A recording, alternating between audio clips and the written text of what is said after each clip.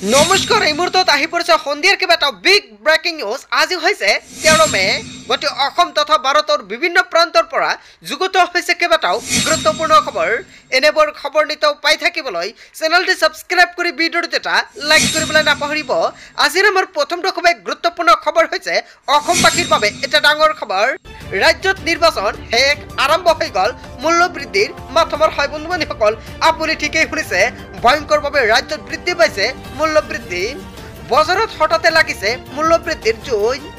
আকাশলংঘী মূল্য বৃদ্ধিত পঙা হৈ পৰিছে সাধাৰণ জনতাই। বজাৰলৈ যাবলৈ হ'লে এতিয়া 100 বাৰ ভাবিব লাগিব। আপুনি পকেটত 1000 টকা নিলেও ভৰাই আনিব নোৱাৰিব মোনা। বজাৰ কৰিবলৈ গৈ মূৰে কপালে হাত দিবলগীয়া অৱস্থা, পৰিস্থিতি এনেকুৱাকৈ সৃষ্টি হৈছে। মূল্য বৃদ্ধিয়ে ভয়ংকৰভাৱে হাৰ পাইছে অসমত।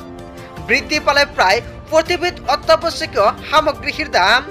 চাউল, দাইল, শাক পাচলিকে ধৰি সকলো সামগ্ৰীৰ দাম বৃদ্ধি পালে। প্ৰতি কেজি চাউল, দাইলৰ দাম বৃদ্ধি পালে 10 টকাকৈ। অভাৱনীয় হাৰত বৃদ্ধি পালে শাক পাচলিৰ মূল্য।